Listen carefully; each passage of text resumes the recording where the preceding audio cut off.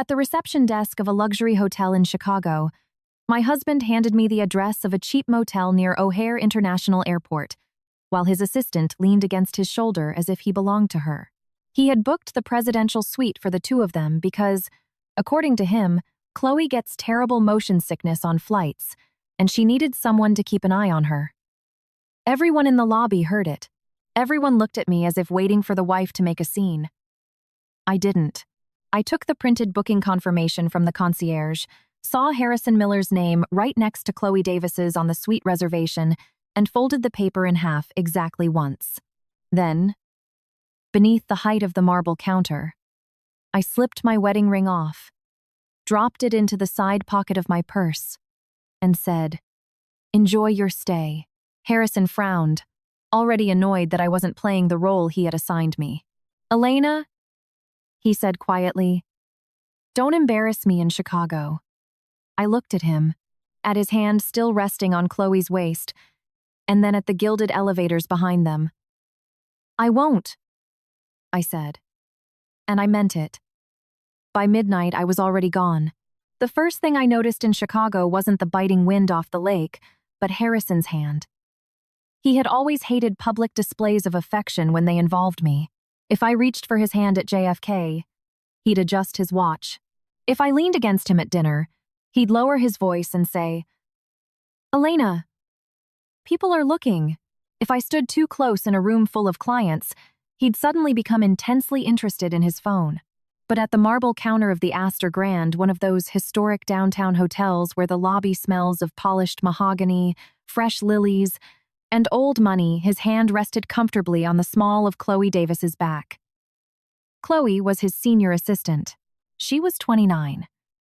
She possessed that practiced, curated prettiness of women who study themselves in mirrors for hours, and she became terribly fragile whenever Harrison was around. On the flight from New York, she gasped during takeoff, pressed her hand to her forehead during turbulence, and whispered that she was going to faint. Harrison unbuckled his seatbelt before the fasten seatbelt sign even turned off to get her water. I sat by the window, watching the clouds beneath the wing. I was the one who had organized this trip to Chicago. I had confirmed the meetings, vetted the contract addendums, reviewed the investor dinner guest list, and reminded Harrison which partner hated seafood, which investor recently went through a messy divorce, and whose daughter was applying to Yale. I packed his navy Tom Ford suit because he had forgotten to pick it up from the tailor. I put his ID and corporate cards in the inner pocket of his briefcase because he always misplaced things when he was nervous. Chloe, on the other hand, had packed only lip gloss and a silk scarf. When we arrived at the Astor Grand, Harrison didn't hand the concierge my ID. He handed over his and Chloe's. "Reservation under Miller," he said. "Presidential suite." The concierge smiled with the kind of polished serenity that costs $1,500 a night.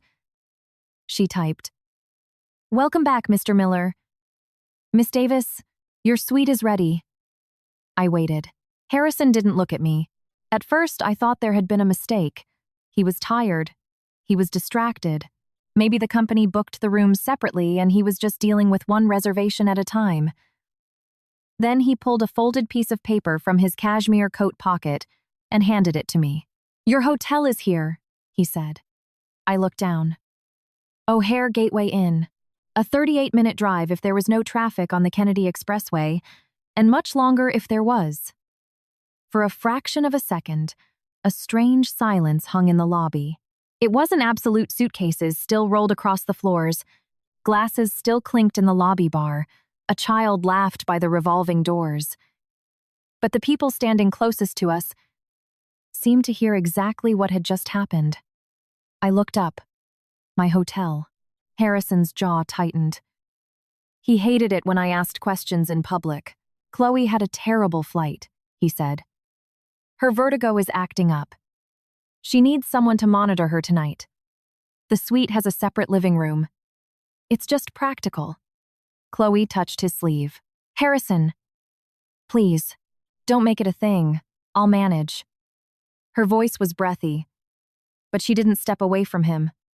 Harrison looked down at her with a depth of concern I hadn't seen directed at me in years. You almost passed out, he said. I almost laughed. On our honeymoon in Maui, I got food poisoning and spent the night shivering on the bathroom floor. Harrison slept through it because he had a morning tea time. When I had a 102-degree fever last winter, he asked if I could still email the revised pitch deck before noon. When my father died, he hugged me for exactly 4 minutes before stepping away to take a client call. But Chloe felt nauseous in first class, and he booked the presidential suite. The concierge's fingers hovered over her keyboard. She was professional enough not to stare, but not quite skilled enough to hide the flicker of pity in her eyes. Is Mrs. Miller not included in the suite reservation? She asked. Harrison's expression hardened. Mrs. Miller prefers quiet, he replied. That was exactly when I understood everything. This wasn't an oversight. He hadn't forgotten me. He was putting me in my place. I took the paper from his hand. Who made the reservation? Harrison blinked. What? The reservation? I said. Who made it? Chloe answered a little too quickly. I handled the travel logistics after you sent the first draft, Elena. There were last-minute changes. I had sent the itinerary 3 weeks ago. I had booked 3 rooms at the Astor Grand, 1 junior suite for me and Harrison, 1 standard room for Chloe, 1 standard room for David from legal. David canceled after his wife went into premature labor. There was absolutely no reason for changes, other than the one standing in front of me in her silk scarf with her fake vertigo. Harrison lowered his voice. Elena. Not here. There it was. Not I'm sorry. Not let me explain. Not this looks awful. Just not here. Because the problem wasn't what he had done. The problem was that I might react where people could see. I looked at Chloe. She shifted closer to Harrison, and the corner of her mouth twitched upward before she remembered she was supposed to look weak. Something freezing cold settled in my chest. It wasn't rage. Rage would have made me shake. Rage would have made me throw the paper at his chest and demand to know why his assistant deserved my husband's protection more than his wife deserved his respect. This feeling was cleaner. It was the sound of a heavy door clicking shut. I need a copy of the suite reservation, I told the concierge. Harrison tensed. Elena. For my records, I said. The concierge hesitated. I can only provide a copy to a registered guest. Of course, I replied. Then I turned to Harrison. Add me. He didn't answer. The silence was an answer in itself. Chloe looked down. Harrison's hand finally slid off her back. But it was too late. Way too late. I smiled at the concierge. Then please print the page showing the room category and registered guests for Mr. Miller's corporate expense report. I am an authorized signee on the corporate travel account. And that was true. Harrison had forgotten about it, just as he forgot about many things that didn't immediately stroke his ego. The concierge checked the card on file, verified my authorization, and printed a single page. She slid it across the marble. I read it slowly. Presidential suite. 3 nights. Registered guests. Harrison Miller. Chloe Davis. Billed to the executive corporate card. A card tied to my personal financial guarantee. My guarantee. My signature. My credit. My marriage. Harrison reached for the paper, but I folded it once and slipped it into my purse. Elena, he said, offering a smile so tight it looked ready to snap. You're exhausted. Take an Uber. We'll talk tomorrow before the investor dinner. Tomorrow. He was shipping me off to a cheap motel for the night, fully expecting me to show up flawless at the investor dinner tomorrow. In that emerald dress he liked, because it made me look expensive but not flashy. He expected me to sit next to him and smooth over the awkward pauses. He expected me to remember the investors' names, laugh at the right moments, and make him look like a man with a stable home front and a devoted wife. I had done it for 7 years. I was his quiet wife, his emergency contact, his unpaid strategist, his proof of reliability. I remembered his mother's dietary restrictions, his sister's rent due dates, his clients' anniversaries, his passwords, his allergies, his lies. At 34, standing in the lobby of a Chicago luxury hotel, with rain dampening my coat and humiliation pressing against my ribs, I finally realized that devotion can become a cage if you keep decorating it yourself. "Will you be needing anything else, Mrs. Miller?" the concierge asked softly. "No," I said. "Thank you." Harrison took a step toward me. "I'll call the car." "No need. You can't drag a suitcase all the way across Chicago. I've carried heavier things." He frowned, not understanding. Chloe whispered, "Harrison, maybe we should go up? I'm really dizzy." Right. Harrison looked between us for exactly 1 second. I saw the annoyance beat out the guilt. He wanted me to stop being inconvenient, so he could go play savior to a woman who had made herself small enough to be carried. "Elena," he said, "be reasonable." That word reasonable had meant settle for less for years. Be reasonable when he missed my birthday for an extended client dinner. Be reasonable when his mother called me selfish for not sending extra money after I had already paid her mortgage. Be reasonable when Chloe started traveling with him because she understands my workflow. Be reasonable when he came home smelling like unfamiliar perfume and told me I was just being insecure. I gripped the handle of my suitcase. "I am being reasonable," I said. Then I did something so subtle no one caught it. Beneath the counter, hiding my hand in the sleeve of my coat, I pulled my wedding ring off my finger. It stuck a little at the knuckle. My hands were slightly swollen from the flight. For a second, the 2-carat diamond caught the light of the chandelier. Harrison had picked it because it photographed well. I dropped it into the side pocket of my purse, not into a velvet box, not into a safe place, just dumped in with the crumpled receipts and lip balm. It was enough. Harrison exhaled heavily. "We have a packed schedule tomorrow. Don't make this difficult." I looked at him then. Really looked at him. The man I loved had sharp cheekbones, tired eyes, and a beautiful suit I hadn't forgotten to pick up. He was handsome with the kind of attractiveness ambition gives certain men from a distance. Up close, he just looked irritated that his wife was growing a spine at an inconvenient moment. "I won't make anything difficult tonight," I said. Chloe visibly relaxed. Harrison misinterpreted my words entirely. "Good," he said. I turned toward the revolving doors. Behind me, the elevator dinged. I didn't look back, but I heard Chloe let out a soft little laugh, a tiny sound of victory she thought I couldn't hear. I stepped out into the freezing Chicago rain. The doorman offered to hail a cab.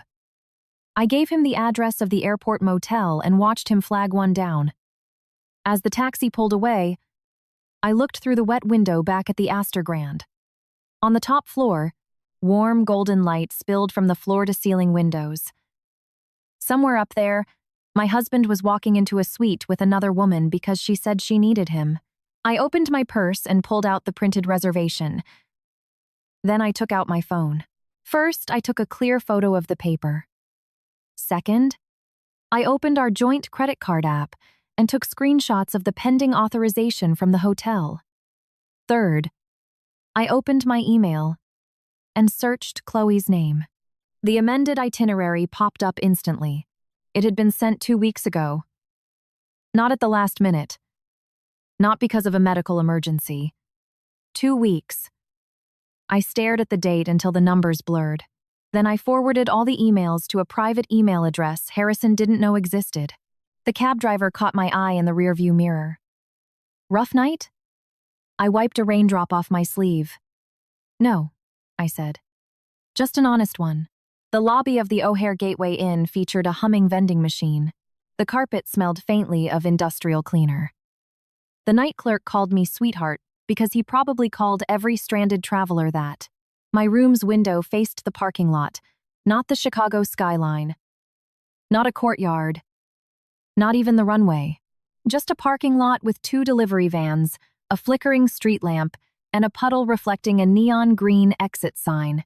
I stood in the doorway for a full minute with my suitcase by my side, still in my damp coat, listening to the rattle of the P-tack heater.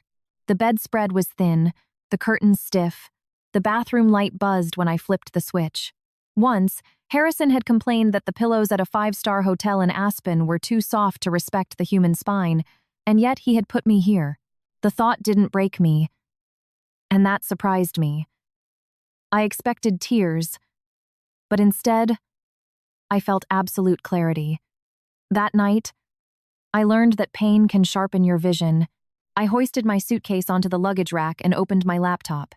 The Wi-Fi password was printed on a plastic card with a coffee stain on the corner. I logged on, then created a folder on my desktop named Chicago. Inside it, I created subfolders: hotel, flights, credit cards, messages, company, marriage. I hovered my cursor over the last word, then hit save. My phone vibrated. Harrison, we're settled. 2 words. No apology. No explanation. No. Are you safe? Just, we're settled. I took a screenshot before replying. Elena. Yes, Harrison. Fine. Harrison. Be ready by 5 p.m. tomorrow. A car will pick you up for the dinner. Harrison. You're still coming, right? Harrison. We can talk then. He still thought I belonged to his schedule. I didn't reply. Another message came through. Harrison. And Elena, please don't bring up the room thing tomorrow. Important people will be there. The room thing. I laughed, not loudly, not hysterically. Just a short, sharp sound that hit the cheap motel walls and bounced back empty. The room thing was a marriage stripped of its mask. I took a screenshot.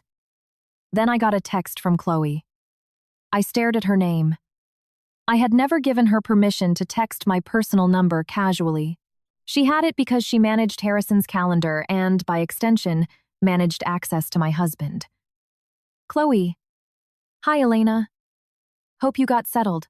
I know tonight was awkward, but Harrison was just worried about me. Please don't take it the wrong way. He talks all the time about how strong you are. Before I could decide whether to answer, a photo came through. It was of a massive marble bathroom, a soaking tub deep enough to comfortably drown in, with Chloe's silk scarf draped over the edge. The caption read, "Finally getting to exhale." She didn't send it by mistake. She wanted me to picture that suite. She wanted me to picture Harrison in it. She wanted me to feel microscopic in my cramped motel room. I saved the photo, then texted back. Elena. I'm feeling much better. 3 dots appeared, disappeared. Appeared again. Chloe. Thank you. You're so understanding. Yes, I thought. That has always been my most expensive flaw. I opened the itineraries folder and compared the original schedule I had made with Chloe's revised version. There it was. Original booking. Astor Grand. Junior Suite. Harrison and Elena Miller. Revised booking. Astor Grand. Presidential Suite. Harrison Miller and Chloe Davis. Separate booking. O'Hare Gateway Inn. Elena Miller. The change was made 14 days before the trip, at 10:42 p.m. Eastern Time.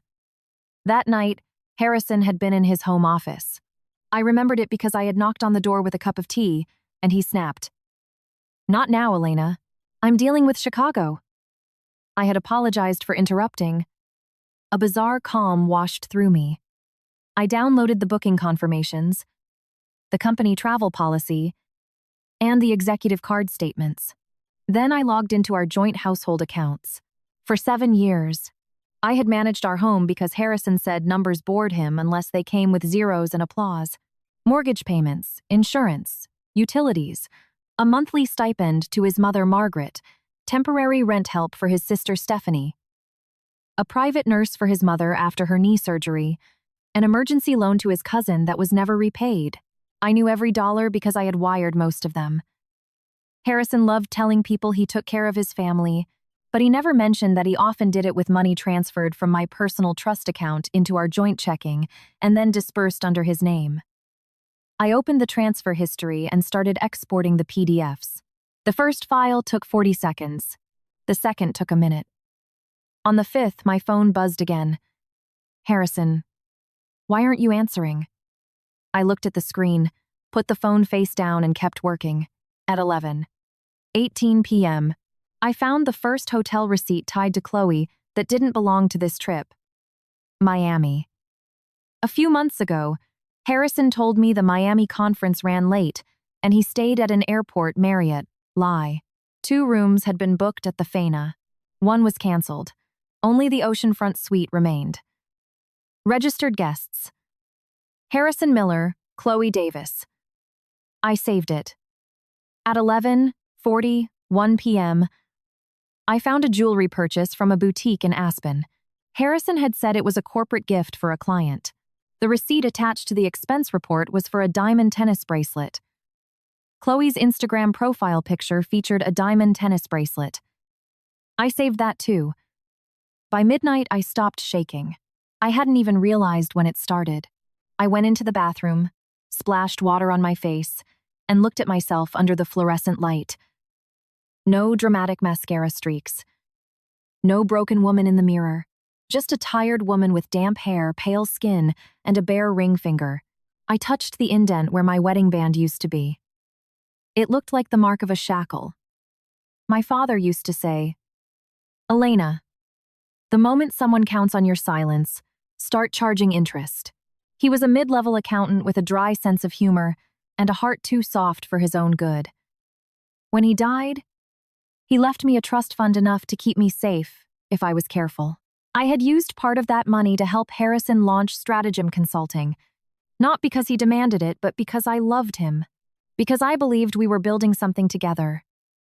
Because when he said, "One day this company will give us freedom," I thought us meant both of us.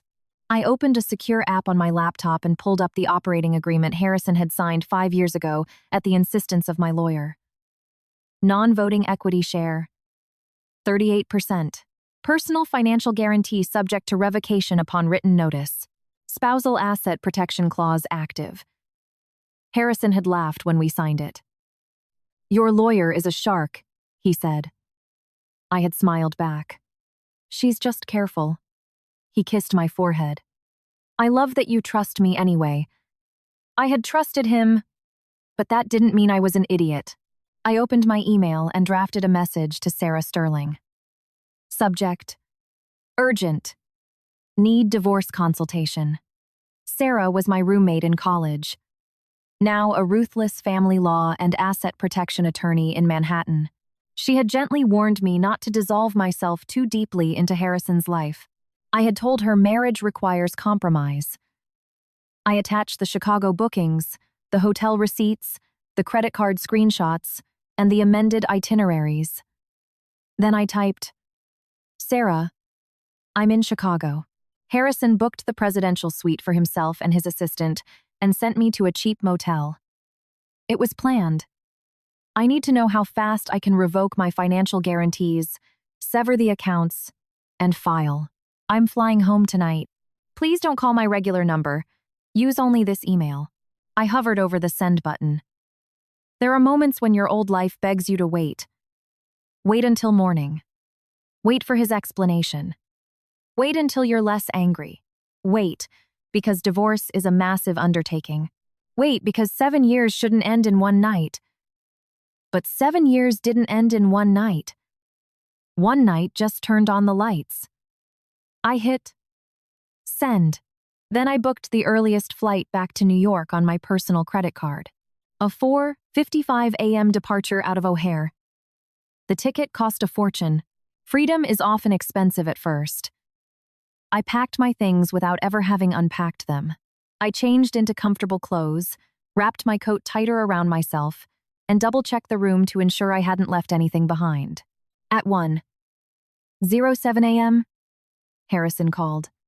I watched his name flash on the screen. My husband. That was how he put himself in my phone when we first got married. He had taken my phone, typed it in, and smiled like a boy. I changed the contact name to Harrison Miller, then declined the call. Almost immediately, a voicemail popped up. I didn't listen to it. Instead, I opened our shared location app. Harrison's blue dot glowed at the Astor Grand. Mine glowed at the cheap motel.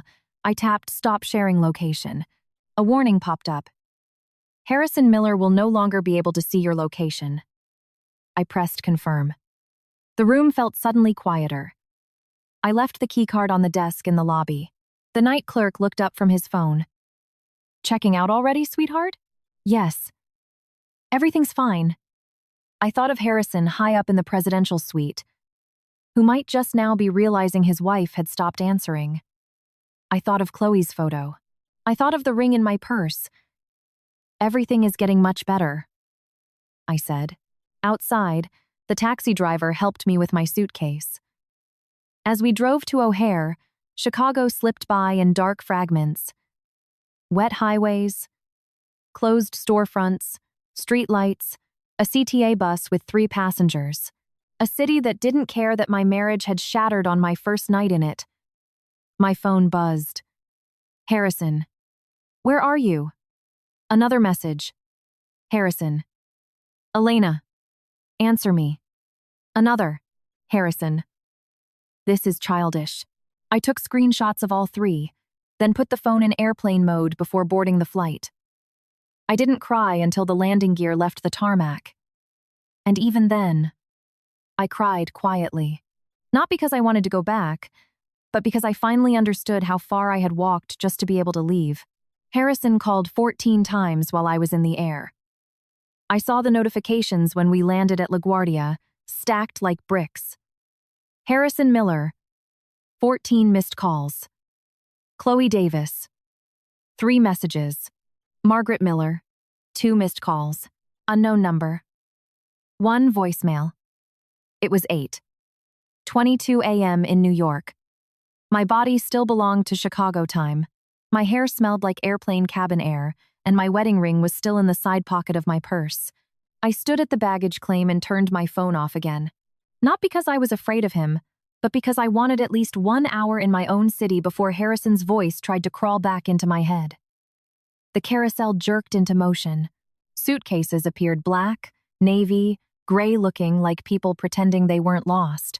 Mine came down with the bright orange ribbon I had tied to it years ago, after Harrison grabbed the wrong bag in Denver and blamed me for not tagging ours clearly enough. I pulled it off the belt myself. It felt heavier than I expected, just like leaving. Sarah had replied while I was flying. Elena, I am so sorry. Come straight to my office if you can. Do not delete anything. Do not answer his calls. If you must reply, keep it short and in text only. Bring your ID, the prenup, the corporate docs, and bank statements if you have access. We are moving fast. I took an Uber from LaGuardia to our house in Scarsdale. My house. I corrected myself as we pulled off the Bronx River Parkway. Mostly my house. The down payment had come from my father's trust. Harrison's name was on the mortgage because I had believed marriage meant shared roots. However, the title itself was held in a private LLC, something Sarah had insisted on at the time. Harrison had teased me then for my unromantic fixation on lawyers. I had laughed. Now, I wasn't laughing at the warnings that had saved me. When I arrived, the house looked exactly the same. White trim, slate blue door. The 2 oversized planters I had filled with winter greens before the holidays, and never changed because Harrison said the front porch wasn't a priority. Inside, the silence felt different.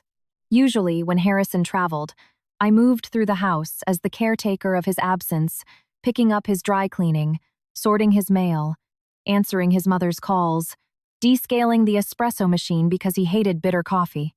That morning, I did none of that. I took off my shoes, carried my suitcase upstairs, and walked into our bedroom. His side of the bed was perfectly made because he hadn't slept in it. Mine was slightly wrinkled from yesterday morning, when I had gotten up at 4 a.m. to make sure we got to JFK with time to spare. On the dresser sat our wedding photo. Harrison in a black tuxedo, smiling like a winner. Me in ivory silk, looking at him as if he were the answer to a question I had carried for years. I placed the frame face down. Then I opened his closet. His suits took up 2/3 of the space. He always said he needed options. My dresses were pushed to the left, sorted by event type. most of them chosen so I could look like an important man's wife. I pulled out the emerald dress, the one he expected to see me wear tonight at the investor dinner in Chicago. I held it up against myself, then put it into a garment bag. Not for him, not for dinner, but for evidence. The tailor's tag with the date was still attached. Harrison had told me to get it altered because Chicago is important. Chicago was important enough for the dress, but not important enough for the woman wearing it. Next, I went to the home office. Harrison's desk was locked. Mine wasn't. That said everything about our marriage. I opened the bottom drawer and pulled out the fireproof document safe. Inside were passports, tax returns, insurance policies, my father's trust documents, our prenuptial agreement, its business addendums, and the original financial guarantor agreement for Stratagem Consulting. I laid them out on the desk. My hands weren't shaking anymore. I brewed a pot of coffee, drank half of it standing up, and started scanning. At 9:35 a.m., I turned my phone back on. It immediately lit up. Harrison, did you leave the hotel? Harrison, where are you? Harrison, Elena, this is insane. Harrison, do you realize what you're doing to me before the biggest dinner of the quarter? Harrison, Chloe is upset because she thinks you blame her. Harrison, I don't have time for this. Harrison, answer me.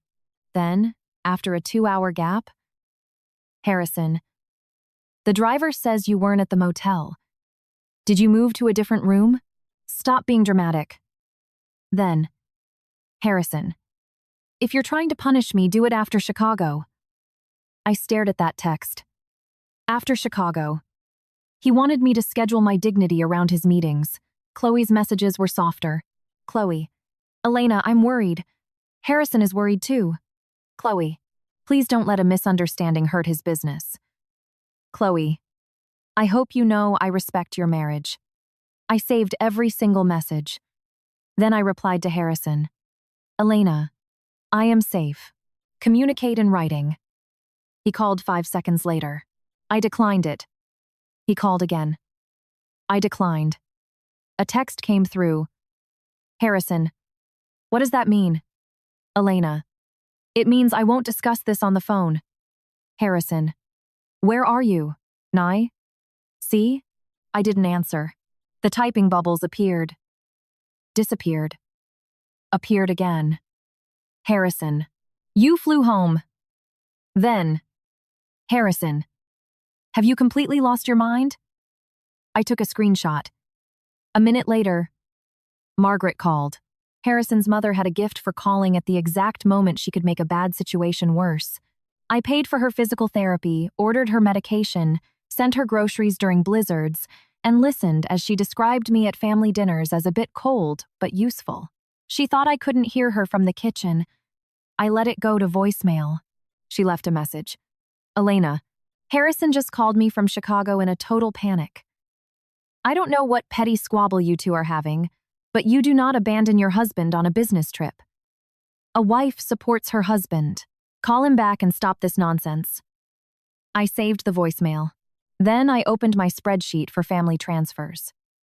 For years, I had kept it because numbers gave me a sense of security. Harrison mocked spreadsheets until he needed them every month. I tracked the outbound money, Margaret's mortgage shortfall, her medical bills, his sister Stephanie's rent, his nephew's private school tuition, the cash shortfalls on Harrison's personal credit cards after client entertainment went over budget. I had never shown him the total. I had never wanted gratitude. That morning, I wanted the truth. The total made me lean back in my chair. $412,500 over 7 years. Not including the corporate guarantee, not including the down payment on the house, not including the unpaid labor of building the quiet infrastructure of his life. I exported the spreadsheet to PDF. I arrived at Sarah's Midtown office with my suitcase, 2 iced coffees, and my marriage in a folder. Sarah opened the door before her paralegal could even announce my name. She was tall, sharp-eyed, and wearing a gray theory suit. She looked at my face exactly once and didn't ask if I was okay. Instead, she hugged me. That almost broke me. Not Harrison's texts, not Chloe's photo, not Margaret's voicemail. Kindness. I stood in my friend's office and let myself shake for 10 seconds. Then I pulled back. I don't want him coming back, I said. Sarah nodded. Good. That means we make decisions based on facts, not hope. I almost smiled. Sounds like you. Sounds like the version of you that I should have listened to before I married a man who asked if a prenup was unromantic. He said it as a joke.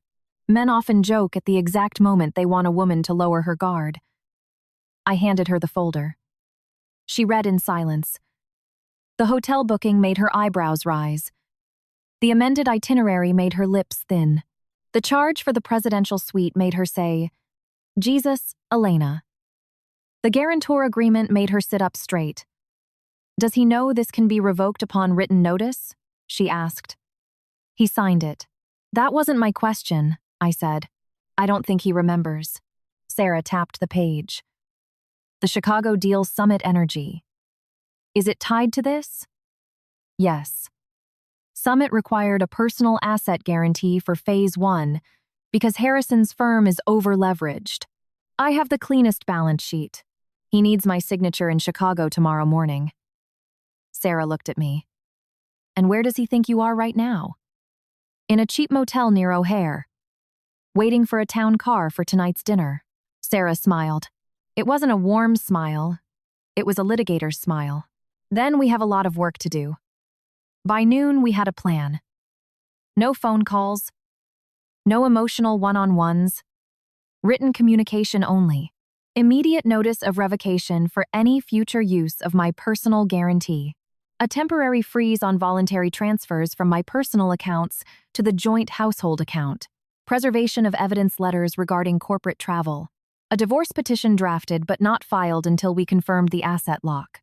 And a separate notice to the partners at Summit Energy in Chicago stating that I would not be present for the signing and that no one had authorization to sign on my behalf. When Sarah said that last part, the room seemed to tilt. That will crush him, I said. Sarah looked at me carefully. Elena, he used your name to put another woman in a luxury suite while sending you to a motel. He already crushed you. Right now, we are deciding if you're going to keep buying his ammunition. I looked at my bare finger. No, I said. I'm not. At 1:18 p.m. EST, Sarah sent the first email.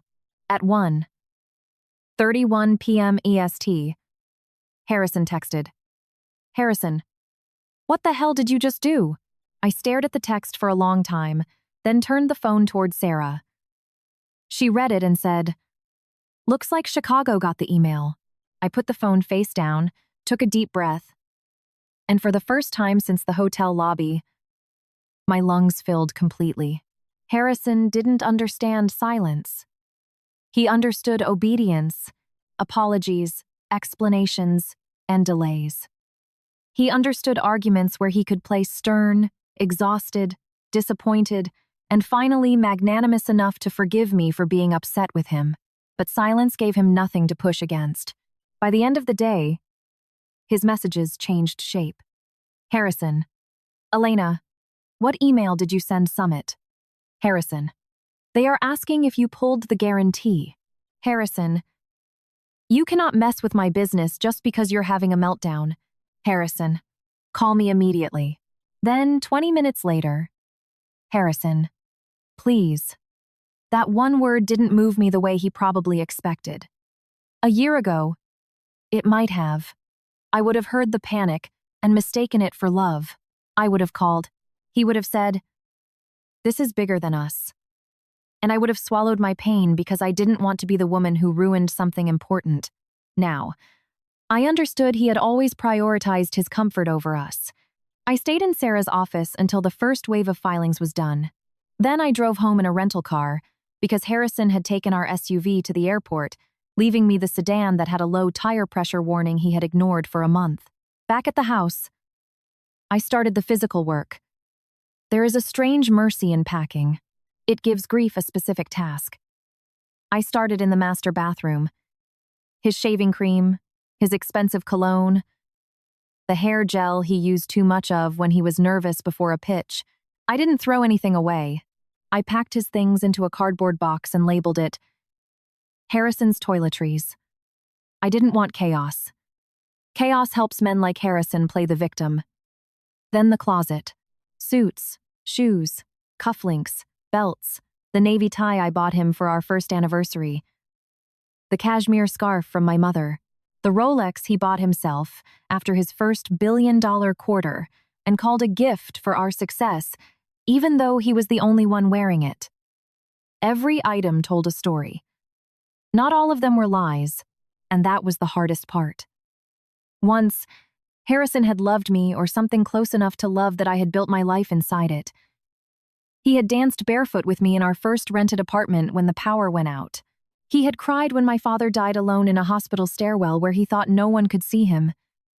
He had stayed awake with me all night when I found a lump that turned out to be benign. A man can be tender and still become cruel. That truth felt heavier than simple hatred. At 6 p.m., Margaret called again. Then Stephanie. Then Margaret. Then Harrison. I left them unanswered. At 6:24 p.m., Margaret texted. Margaret. Elena. I do not appreciate being ignored. Harrison says you are threatening his company. Whatever happened in Chicago, a good wife does not run home and create legal nightmares. You have always been overly sensitive about Chloe. This is a bad look for you. I saved the message, then opened my family transfer spreadsheet and canceled the automated monthly payment to Margaret. The next transfer was scheduled for the first of the month. I didn't cancel her supplemental health insurance for the current month. I wasn't vicious. I was just done being used. I canceled the rent transfer for Stephanie's apartment. I canceled the recurring payment to Harrison's private country club. I canceled the auto draft from my personal investment account to our joint checking. Each cancellation required a confirmation click. Are you sure? Yes. Are you sure? Yes. Are you sure? Yes. By 7:03 p.m., the joint account balance was no longer my problem. My phone rang again, this time from Rachel. Rachel was the CFO of Stratagem Consulting, pragmatic, overworked, and one of the few people in my husband's firm who spoke to me like I had a brain.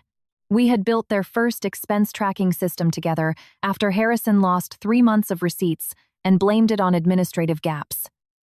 I answered. Elena. Rachel sighed. I know Sarah told us to preserve documents, and I just wanted you to know.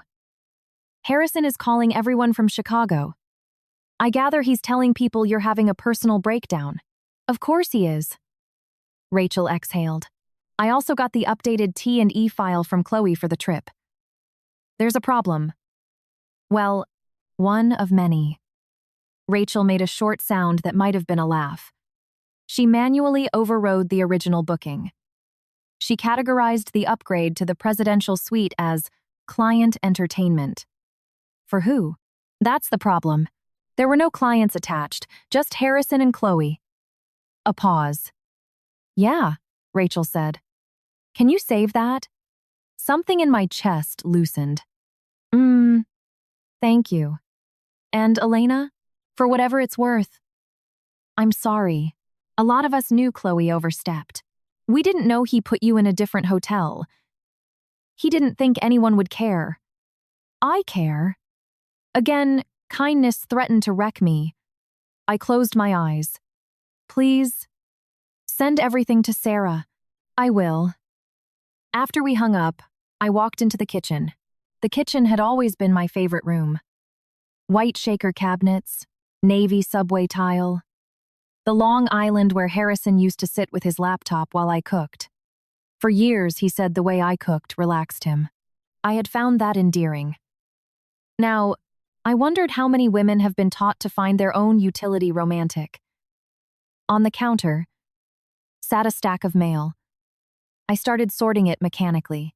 A utility bill, an insurance notice, a catalog. a thick cream envelope addressed to Mr. and Mrs. Harrison Miller. An invitation to the annual Miller Family Foundation Gala. Margaret adored the foundation. It made the Millers look generous. In reality, most of the initial funding had come from my father's trust, and later from company contributions structured for tax write-offs. Margaret took photos holding giant checks and posted captions about legacy. I tore open the gala envelope. The event was in 6 weeks, honoring Harrison Miller for leadership and family values.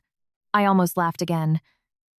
Instead, I placed the invitation into an evidence folder labeled Public Image.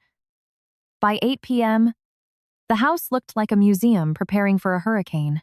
Harrison's things were in boxes in the dining room. My documents were scanned. The guest bedroom was made up for me, because I refused to sleep in our bed. At 8:19 p.m., Harrison finally left a voicemail that didn't contain anger.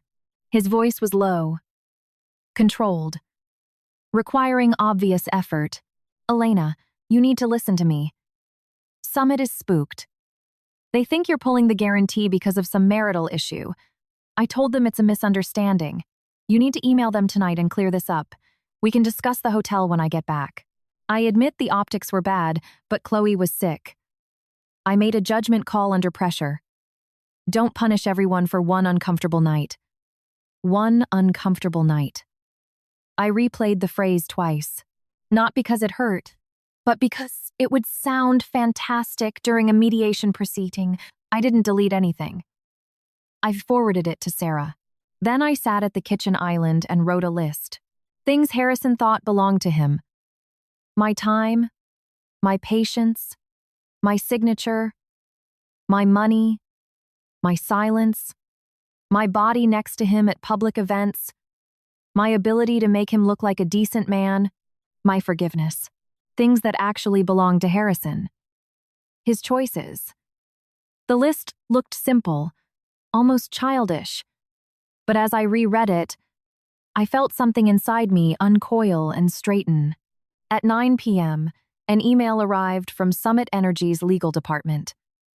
"Dear Miss Miller, we acknowledge receipt of your notice of revocation regarding the personal financial guarantee and your non-participation in the Chicago signing. Please confirm if any representative of Stratagem Consulting is authorized to sign on your behalf." I replied, CCing Sarah. No representative is authorized to sign documents, guarantees, confirmations, or amendments on my behalf. Any claim to the contrary is false. I read the sentence 3 times, then hit send. At 9:14 p.m., Harrison called. At 9:15, he called again. At 9:16, a text arrived. "Harrison, you just killed the deal." I looked around the kitchen I had paid for, in the house where I had spent years making his life possible. Then I typed, "Elena, no, I just stopped financing it." And for the first time, I hit send. He didn't reply right away. On the first day after I left Chicago, Harrison was angry. On the second day, he became strategic. By the third day, he was terrified. I watched this evolution through texts, voicemails, emails, and the reports Sarah forwarded to me from people who still believed in paper trails more than drama. Day 1. Harrison insisted I had overreacted. "Harrison, you embarrassed me in front of Summit." Harrison, "You can't weaponize paperwork every time we have a fight." Harrison, "I told you we would discuss the hotel." Harrison, "This is exactly why I avoid bringing you on business trips." That last line might have gutted me once. Now, it revealed too much. He didn't avoid bringing me because I was difficult. He avoided bringing me because the contrast was too glaring. The devoted wife didn't match the assistant who hovered at his elbow, touched his sleeve, and laughed a little too brightly when he spoke. I didn't reply to any of it. Instead, I spent the morning with Sarah. Her office became a sterile zone where my life was unsentimentally disassembled and sorted into legal categories: marriage, assets, business interests, household payments, potential dissipation of marital funds, emotional misconduct, professional misconduct. New York is a no-fault divorce state, Sarah reminded me. We didn't have to prove infidelity to get out of a bad marriage. But proof mattered for leverage, asset protection, reputation, and preventing Harrison from rewriting history. He'll say you abandoned him in Chicago, she said. I left after being humiliated. He'll say you damaged the company. I revoked my personal financial liability. He'll say you were unstable. I looked at the stack of printed texts. Let him try. Sarah offered a faint smile. Perfect. That's the energy we need. We drafted the petition for dissolution of marriage and equitable distribution. We drafted a motion for a temporary restraining order on suspicious financial transfers. We drafted a preservation letter demanding all corporate travel records, internal communications regarding the Chicago itinerary, hotel folios, and expense reports tied to Chloe Davis. At noon, Rachel sent the first batch. There were emails. Chloe to hotel booking. Please upgrade Mr. Miller's reservation to the presidential suite. Guest name Chloe Davis must be added for keycard access. Mrs. Miller will require separate accommodations due to a scheduling conflict. Scheduling conflict. Another email. Hotel booking to Chloe. Confirming separate reservation for Mrs. Elena Miller at O'Hare Gateway Inn. Please note this property is not affiliated with the Astor Grand. Chloe to hotel booking. That is fine. She does not need to be near the client events. She does not need to be near. I stared at those words until Sarah said my name. Elena. I'm fine. You're allowed to not be fine. I know. I swallowed. Printed. She printed it. Day 2. Harrison changed tactics. He sent a long email. Subject. We need to handle this like adults. Elena, I understand that you felt sidelined by the hotel situation. I should have communicated better. Chloe was genuinely ill, and I made the best judgment call I could under pressure. Your leaving Chicago without telling me created severe consequences for the summit meeting and for the company. I am asking you to pause any legal actions until I return. We have been married for 7 years. That deserves a conversation. Don't let one night and one misunderstanding destroy everything we've built. Harrison, I read it once, then read it again. This time the way Sarah had taught me. I understand you felt meant he took no ownership of what he did. The hotel situation avoided the words I booked a luxury suite with my assistant. Under pressure avoided the fact that it was done 2 weeks in advance. Your leaving shifted the focus from his betrayal to my reaction. Everything we've built included the things I had built, and he had claimed. I forwarded the email to Sarah, then replied to Harrison. I will communicate through counsel regarding legal and financial matters. I will not discuss our marriage over the phone. Preserve all travel documents, correspondence, and expense reports pertaining to the Chicago trip and Chloe Davis. Elena. It was the first time I had signed off with just my first name. Not Elena Miller. Just Elena. He replied in 2 minutes. Harrison. Counsel? Are you serious? I didn't answer. That afternoon, Margaret showed up at the house. I saw her through the doorbell camera before she even rang. Camel coat, pearl earrings, lips already pursed tight with judgment. Stephanie stood next to her, holding an iced matcha latte and looking like my life crisis was severely inconveniencing her. I didn't open the door. Margaret rang again. Elena, she called out, projecting her voice as if the neighbors were an audience. Open this door. I spoke through the camera intercom. Now is not a good time. Margaret glared into the tiny black lens. Don't be ridiculous. I am your mother-in-law. Yes. Then open the door. No. Her face changed. She had never heard that word from me without an apology attached. Stephanie leaned closer. Elena, Harrison is a wreck. Whatever you think is happening, you're making it worse. And what do you think is happening? I asked. Margaret's lips formed a thin line. Harrison said you got jealous of his assistant during an important trip. I see. Did he mention the presidential suite? A pause. Stephanie looked at her mother. Margaret rallied. He mentioned there was a mix-up with the accommodations. Did he mention I was sent to a cheap motel near O'Hare? Margaret's eyes darted. He said you prefer quiet. Another lie dressed up as my personality. I don't. Margaret took a step closer to the camera. Elena, a marriage requires dignity. Dragging private matters into the public sphere is beneath you. Private matters like a hotel room, or private matters like the $400,000 I've transferred to support this family? Stephanie's matcha stopped halfway to her mouth. Margaret's face turned to stone. I hadn't planned to drop the number so soon. But some truths refuse to wait for politeness. What are you talking about? Stephanie asked. Ask Harrison, I said. Or, wait for the filings. Margaret's voice dropped. Are you threatening us? No. I'm informing you that I have halted all voluntary disbursements from my personal accounts. Stephanie blinked. You can't do that. My rent is due next week. There it was. Not, are you okay? Not what did my brother do, just my rent. I looked at the two women on my porch. Both well-dressed, both offended not by betrayal but by inconvenience. I suggest you call Harrison, I said and muted the camera. Margaret rang the bell for another 9 minutes. I used those 9 minutes to cancel the Instacart grocery delivery I had set up for her. Day 3 started with a text from Rachel. Rachel. Summit has paused the pre-merger integration. They want a signed reaffirmation from you before moving forward. Then from Sarah. Sarah. Divorce package is ready.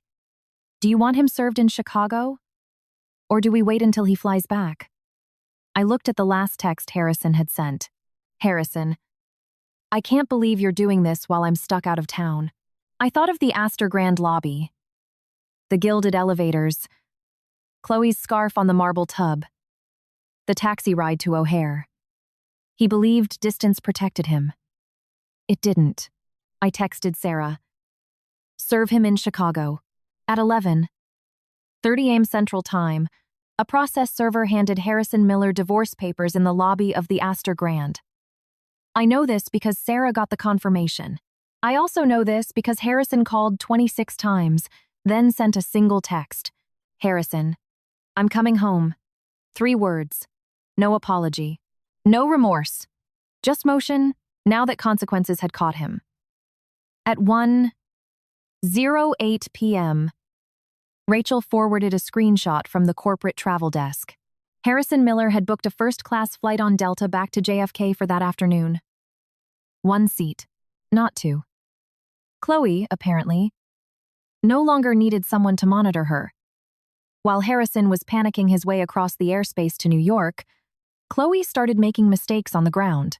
It began with an email she sent to Rachel, CCing 3 people she absolutely shouldn't have. Subject: clarification regarding travel allegations. Rachel forwarded it to Sarah, who forwarded it to me with the note. You need to see this. Chloe wrote, I want to clarify that all travel logistics for Chicago were handled under Mr. Miller's directive for strictly professional purposes. Mrs. Miller was given separate accommodations because her attendance at client events was uncertain, and the suite was required due to my medical condition following the flight. Medical condition. I read the phrase sitting at my kitchen island with a cold cup of coffee and a folder of evidence that said otherwise. Sarah called 2 minutes later. Do you have any proof Chloe didn't have a medical emergency requiring supervision? No. Did anyone call a doctor on the plane? Not in front of me. She asked for water. Did she attend any events after checking in? I opened the hotel folio Rachel had sent. Room service at 8:40 p.m. Champagne, oysters, chocolate soufflé. Does that cure air sickness? Sarah asked dryly. I almost smiled. Depends on the patient. The receipt was sickeningly clear. Minibar charges in the presidential suite, 2 glasses of champagne at the lobby bar, a late dinner, a spa charge under Chloe's name the following morning, a boutique purchase billed to the room, and at the bottom, the corporate executive card tied to my revoked guarantee. On the exact night I sat in a cheap motel eating vending machine crackers because the lobby cafe was closed, Harrison and Chloe ordered $800 worth of dinner. I didn't feel jealous. And that surprised me. I felt insulted by the waste. At noon, Rachel called. "I found something else," she said. "How bad is it?" "Bad enough that I sent it to legal." "Talk to me." "Chloe altered the internal itinerary after you approved the original. She removed your name from the investor dinner guest list." "Does she have the authority to do that?" "Technically, no. Functionally, she had Harrison's login." I closed my eyes. Of course she did. Harrison hated administrative systems. He handed out passwords to the people who made his life easier. For years, that person was me. Lately, it had been Chloe. Rachel went on. "She also flagged your attendance at the signing meeting as optional. You were the financial guarantor." "I know." Harrison approved it. A pause. An email from his account. "Make sure Elena doesn't complicate Chicago." I opened my eyes. There it was. Negligence. Intent. "Send it to Sarah," I said. "Already did." After we hung up, I paced the house with the restless energy of someone who had more truth than space to put it. Harrison's belongings sat in boxes in the dining room. Margaret had texted 6 times since leaving my porch, Stephanie 3. All variations of, "This is unfair." Chloe had stopped texting me directly, likely because someone advised her to stop creating a paper trail. I walked into Harrison's home office. The door was locked, but the key was in the top drawer of the hallway console, because I was the one who knew where everything was. Inside, it smelled like leather, coffee, and him. For years, I had respected this space as exclusively his. I knocked before entering. I left papers on the edge of the desk. I never opened drawers unless he asked. That kind of respect felt almost quaint now. I didn't go in there to dig for pain. I went in to secure documents related to the marital estate and the company guarantees that had my name on them. Sarah had said so. And yet, my hand lingered on the handle of the filing cabinet. And then I remembered Chloe's bathtub photo. I opened the drawer. The first one held old contracts. The second, tax documents. The third, a folder labeled travel. Inside were printed itineraries, passport copies, and receipts Harrison had probably meant to give Rachel but forgot. Dubai, Miami, Aspen, Chicago. I spread them out on the desk. It wasn't a one-time slip. It was a system. In Dubai, Chloe's room was canceled and the suite was upgraded. In Aspen, Harrison's calendar showed a client dinner until 9 p.m. The hotel folio showed 2 keycards issued at 9:47 p.m. In Miami, Chloe's expense report claimed an emergency wardrobe replacement due to delayed luggage. The boutique receipt was for a cocktail dress. Chicago wasn't the first betrayal. It was just the first one where he made me carry my own suitcase away from it. At the very back of the folder, I found a printed email thread. Not complete, but enough. Chloe. She's coming to Chicago. Harrison. Looks like it. Chloe. This is going to be awkward. Harrison. I'll manage it. Chloe. She always looks at me like I stole something. Harrison. Elena looks at everyone like that. Don't worry. Chloe. I just don't want to be stuck in some tiny room if I get sick again. Harrison. You won't be. Chloe. What about Elena? Harrison. Elena will handle it. Elena will handle it. I sat in his desk chair for a moment. The room titled not with shock, but with recognition. That phrase was the foundation of my marriage. Harrison forgot my birthday? Elena will handle it. Margaret needs cash? Elena will handle it. Chloe needs comfort? Elena will handle it. The company needs credit? Elena will handle it. The wife needs dignity? Elena will handle it without. I photographed every page, then put the folder back exactly where I found it. I was done giving Harrison the advantage of my chaos. At 4:36 p.m., his flight landed. I knew because he texted. Harrison. Just landed. Heading home. We are talking face to face. I replied. Elena. We are talking at Sarah Sterling's office tomorrow at 10 a.m. Do not come to the house without a written agreement. Harrison. It is my house. Elena. Check the LLC title documents before you argue that. He didn't reply for 3 minutes. Then, Harrison. Who even are you? I stared at the text. Who even are you? It was almost funny. He didn't recognize me without the apology in my voice. I typed. Elena. I am the person who stopped handling your consequences. Then I muted his notifications. Not blocked. Sarah said blocking could complicate communication. Just muted. It was cleaner. At 6 p.m., a black car pulled up to the house. Harrison got out, wearing the same suit he wore in Chicago, now rumpled. Hair messy. Face pale with exhaustion and fury. He hadn't gone to the office.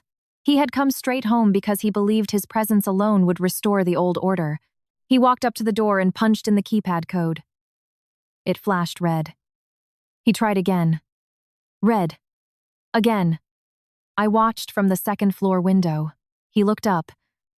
And for a second, our eyes met through the glass. He raised a hand as if to point a finger at me. Then the doorbell rang. I opened the intercom app on my phone. His face filled the screen. Elena, he said, breathing hard. Open the door. No. His eyes went wide. I just flew back from Chicago. I know. Open the door. No. His jaw flexed.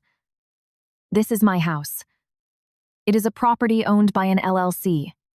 You have residency rights pending the divorce proceedings. You do not have the right to force entry. He stared at the camera. Did Sarah feed you that? The LLC documents did. His face cycled through anger, confusion, and humiliation. He looked over his shoulder, perhaps suddenly aware that the neighbors in Scarsdale could see him standing on the porch with his suitcase, locked out of a life he took for granted. Elena, he said, lowering his voice. Let me in. It's been 7 years. That tone. The weary husband, the wounded man, the private voice that asked me to soften before he even had to apologize. I looked at him through the screen. Tomorrow at 10 a.m., I said, and ended the call. He rang again. I didn't answer. He knocked for 17 minutes, then sat on the porch steps with his head in his hands. The old me would have opened the door. The old me would have brewed coffee, found him clean clothes, asked if he had eaten, let him explain why I should look at the wound underneath the knife he was holding. The woman upstairs watched him for exactly 1 minute, then closed the blinds. Harrison arrived at Sarah's office at 9:42 a.m. the next morning, 18 minutes early, which meant he was either terrified or trying to establish dominance. He was wearing a fresh suit, which annoyed me more than the rumpled one. Someone had taken care of him overnight. A hotel concierge, probably. Or maybe his own anger had fueled him enough to shower and shave. Either way, he looked almost normal. I didn't. I had slept 3 hours in the guest room and woke up with a sore jaw from grinding my teeth. I wore black trousers, a cream silk blouse, and no ring. I had chosen the outfit carefully unglamorous, unfragile, not looking like a woman begging to be noticed.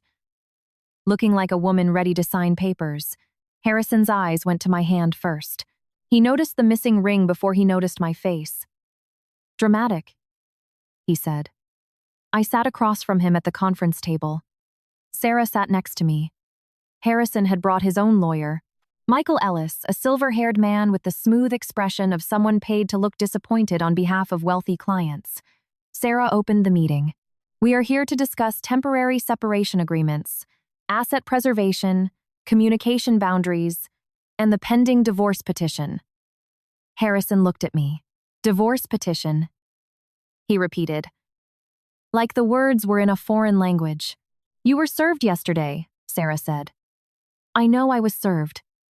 His voice sharpened. I want to hear it from my wife. I folded my hands on the table.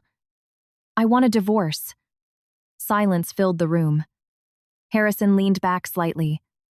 There are men who prepare for accusations but not for endings. He had been ready to defend himself against anger. He was not ready for my resolve. Over a hotel room, he said. No. His lips thinned. Then over Chloe. No. He let out a short, sarcastic laugh. Then please, enlighten me. Because you planned to humiliate me, expected me to accept it, lied about it, used my financial guarantee to pay for it, and then demanded I protect your business reputation after the fact. Michael Ellis shifted in his chair. Sarah's pen glided across her legal pad. Harrison stared at me. I didn't plan to humiliate you, he said. Sarah slid a printed email across the table. Chloe to hotel booking. Mrs. Miller will require separate accommodations. She does not need to be near the client events. Harrison glanced at the paper and looked away. Chloe handled logistics with your approval, I said. Sarah slid the chat printout across. Harrison. Elena will handle it. For a moment, Harrison was quiet. Then he went on the offensive. You dug through my private files. Sarah answered faster than I could. Documents related to marital assets, corporate guarantees, and travel expenses tied to Elena's personal liability are subject to preservation. If you want to litigate privacy violations while holding evidence of misappropriated funds, tread lightly. Michael cleared his throat. Let's keep this productive. Productive. Another word men use after they break things. Harrison looked back at me. I made a mistake.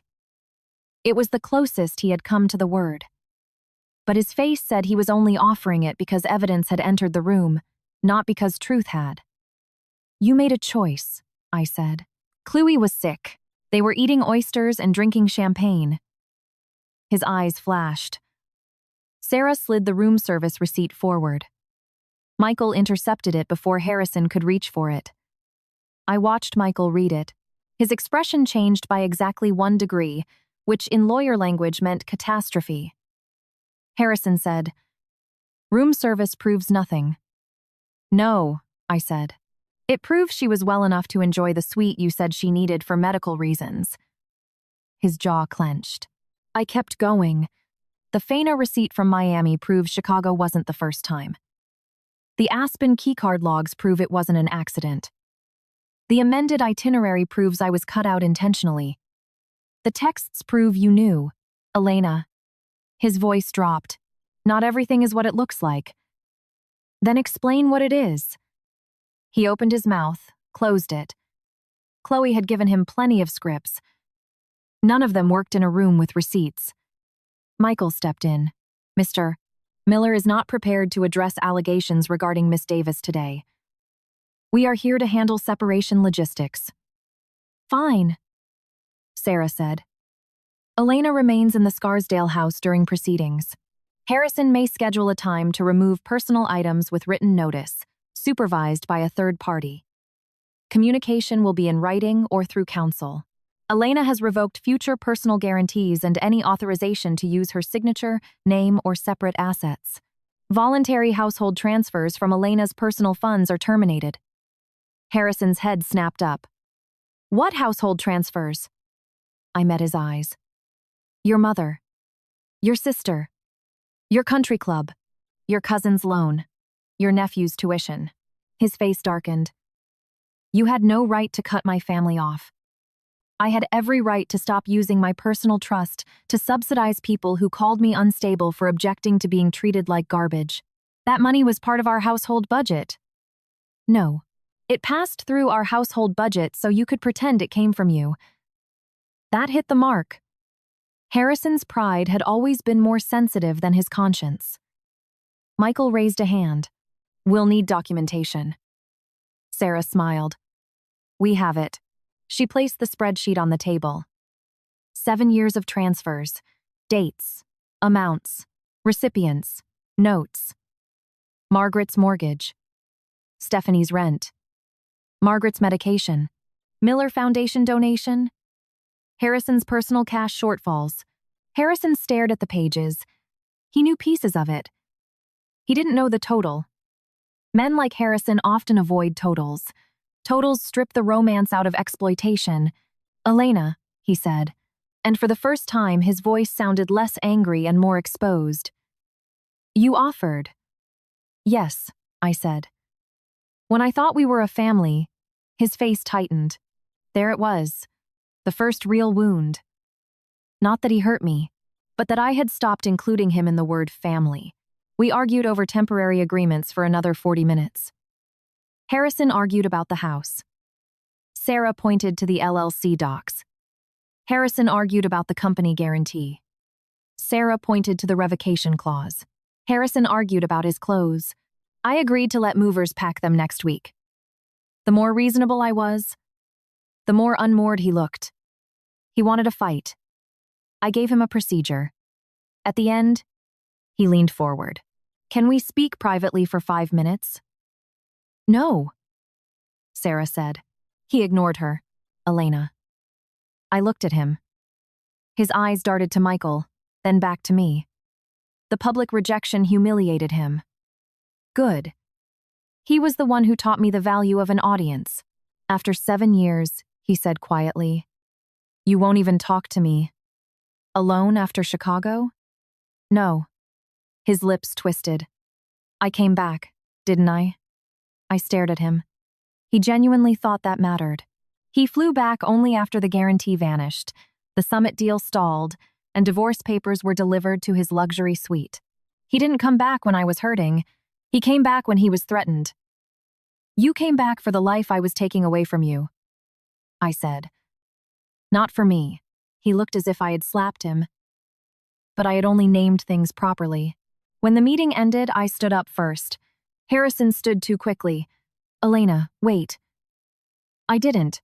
In the hallway, he caught up to me before the elevators. Sarah stepped slightly between us, but I shook my head. I could handle a hallway. Harrison's voice dropped. Do you want me to fire Chloe? I turned to him. There it was. His final bargaining chip. The woman he had protected was now being offered up as defective merchandise he could return for store credit. No, he blinked. No? Fire her if she broke company policy. Keep her if you want. She isn't the reason I'm leaving. She means nothing. That makes it worse. He flinched. Right. If she meant something, at least the betrayal had a shape. If she meant nothing, then my humiliation was just casual. Convenient. Easy. The elevator doors opened. I stepped inside. Harrison stood in the hallway, suddenly looking older. What do you want from me? He asked. I pressed the lobby button. Nothing else. The doors closed on his face. The first story Harrison told people was that I was jealous. The second was that I was unstable. The third was that I had planned it all along. The stories changed because the evidence didn't. By the end of that week, our social circle fractured into 3 groups. Those who believed Harrison because believing him required less discomfort. Those who quietly reached out to tell me they always suspected something about Chloe. And those who waited to see whose side would be more useful. I didn't chase anyone. For years, I had managed impressions like a second home. Holiday cards, dinner invitations, apology gifts, birthday flowers, careful smiles at Margaret's foundation galas. I helped maintain the myth of Harrison Miller, the devoted son, the brilliant husband, the ethical leader. Now, I let the myth manage itself. It did a poor job. On Friday evening, Margaret announced a family dinner. Not invited, announced. Her text read, We are all meeting at my house at 6 p.m. on Sunday. You and Harrison need to resolve this in person before lawyers destroy the family. I expect you to be there. I showed the text to Sarah. She said, You don't have to go.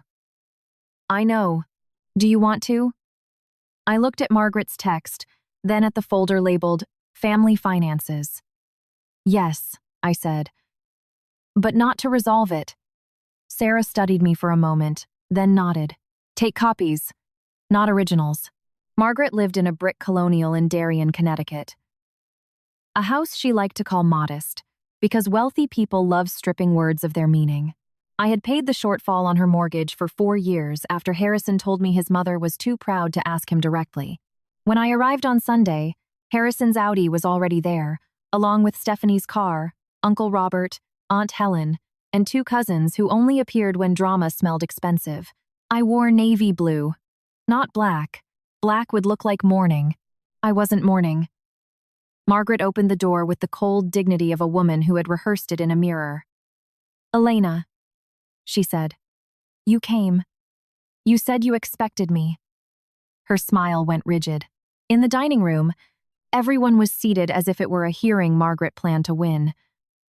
Harrison stood by the fireplace. He looked exhausted. Chloe wasn't there. That was either smart or cowardly. With Harrison, the two often overlapped. Stephanie sat at the table with her arms crossed.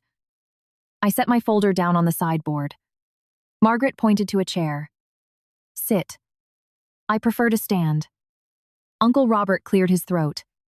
"Now, Elena, we all know marriages go through rough patches."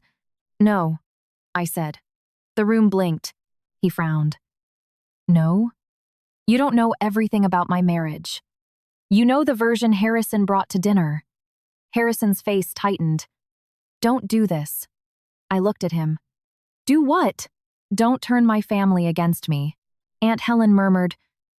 "No one is turning against anyone," Stephanie said. "Elena stopped paying my rent." I turned to her. "Yes. You just admitted it. I never denied it. It's cruel." "No. Cruel would be letting you believe your brother was paying for it while I quietly funded your lifestyle and absorbed your insults." Stephanie's face flushed. "I never insulted you." I opened the folder and pulled out a single printed screenshot. New Year's Eve. 2 years ago. A text from Stephanie to her mother, accidentally sent to the family group chat before she deleted it. "Elena acts like she bought her way into this family. Harrison could do so much better." I placed it on the table. Stephanie went silent. Margaret's eyes flashed. "This is unnecessary. Just like it was unnecessary to call me unstable for leaving Chicago after my husband booked the presidential suite with his assistant." Uncle Robert leaned forward. "He did what?" Harrison said. "That isn't how it happened." I placed the hotel confirmation next to Stephanie's text. Presidential suite. Harrison Miller, Chloe Davis. Then the cheap motel confirmation. Elena Miller. O'Hare Gateway Inn. The room shifted. Not dramatically. No one gasped, like in bad soap operas. Real shock is quieter. People look down, reread, avoid looking at the person whose shame just became uncomfortably visible. Aunt Helen whispered, "Harrison." He looked at her. Chloe was sick. I put the room service receipt on the table. Champagne, oysters, chocolate soufflé. Spa services. "She recovered," I said. Uncle Robert coughed into his fist. Stephanie looked away. Margaret lifted her chin. Even if Harrison acted poorly, a marriage doesn't end over a hotel. "No," I agreed. "It ends over contempt." My eyes met Harrison's. For 1 second, I saw something in him that looked like fear. Good. I pulled out the transfer spreadsheet. This is what I have paid over 7 years to maintain this family. Margaret's face turned to stone. "Elena, money given within a family is not a weapon. Then you shouldn't have a problem acknowledging where it came from." I passed copies around the table. Stephanie grabbed hers first.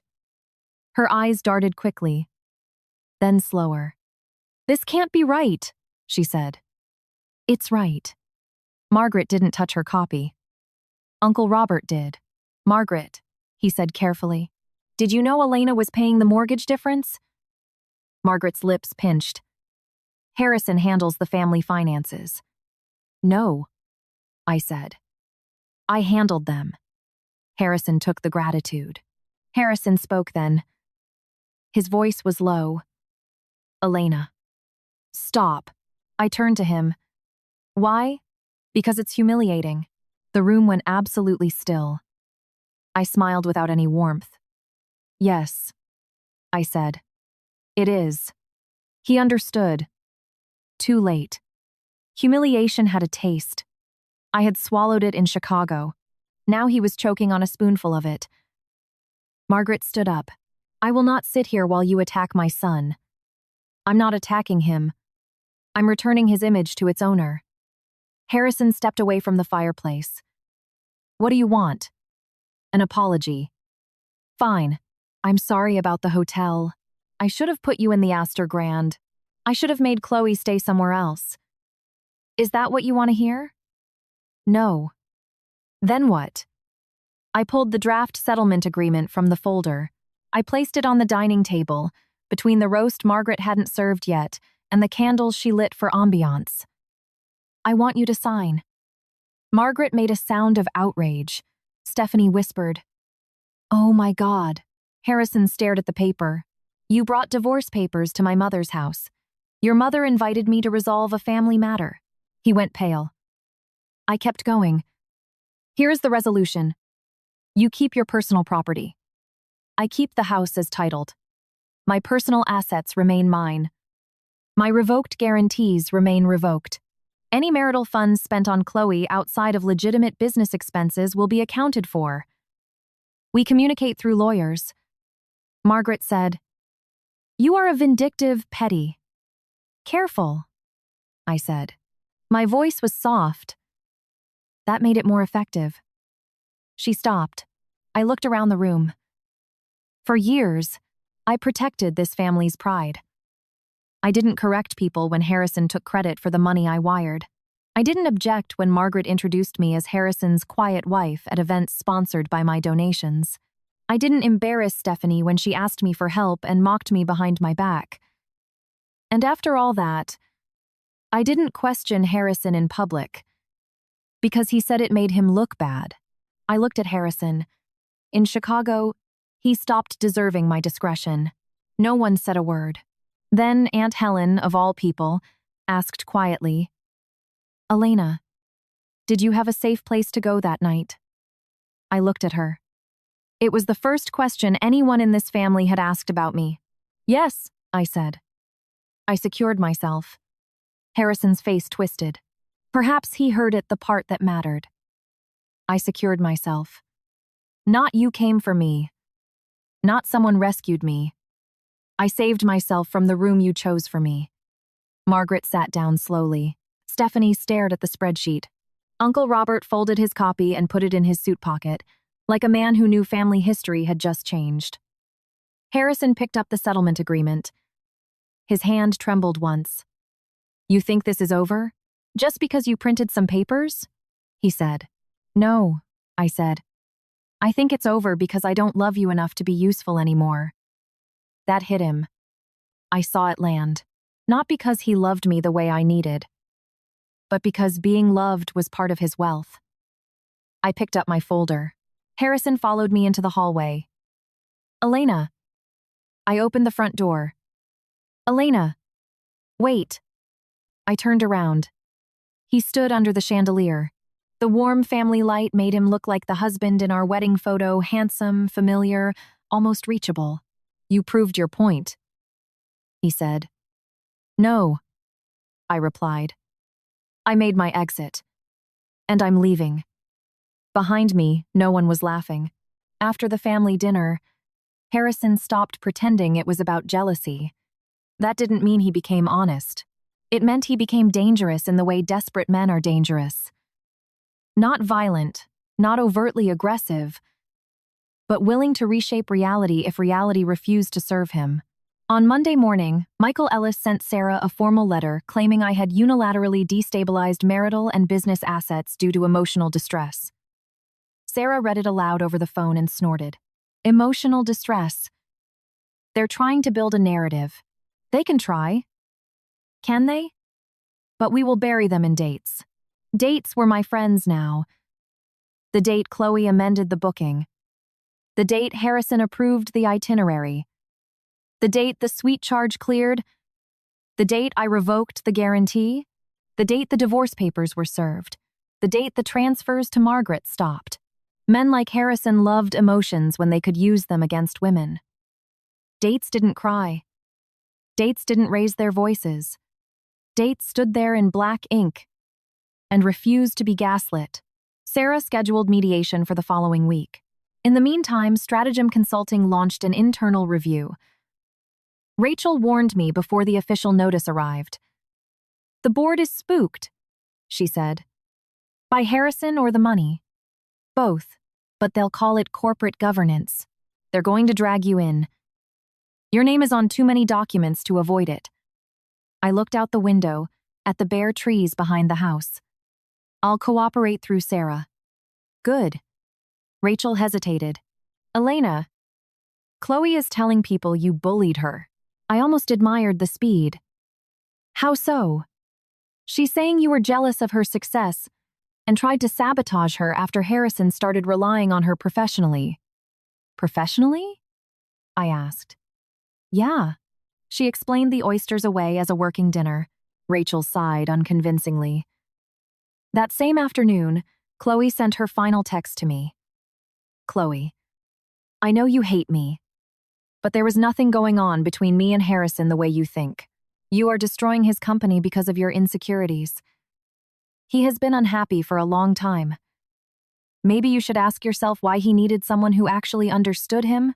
I read it twice, forwarded it to Sarah, and replied, "Elena, because some bait deserves the hook. Please preserve all communications with Harrison regarding travel, hotel arrangements, expense reports, and statements about me. No emotions, no excuses, no arguments." She didn't reply. Perfect. 2 days before mediation, I came home from a meeting with my accountant and found Harrison on the porch again. This time he wasn't alone. He brought flowers. White roses. I hated white roses. White roses. White roses. White roses. He knew that, or he used to. My mother had loved white roses, and after her death, I couldn't stand the funeral smell of them. On our first anniversary, Harrison had bought me red tulips because I told him that story. Now, he stood holding a generic apology from a florist, chosen by a man who didn't remember me. I stopped on the walkway. He looked thinner. "Elena," he said, "you can't keep showing up here. I needed to see you. You saw me at your mother's. That wasn't us." I almost laughed. That was very much us. The audience, your image, my evidence. He flinched. "I brought these." He lifted the flowers. "I don't like white roses." His face broke a small thing. Embarrassment, then annoyance at being embarrassed. I forgot. "Yes, I haven't been sleeping." I said nothing. He stepped down one stair off the porch. "I keep thinking about Chicago." "So do I. I shouldn't have let Chloe handle the arrangements." "You approved them." "I know. You told her I would handle it." He looked down. That was a stupid phrase. It was an honest phrase. His jaw tightened.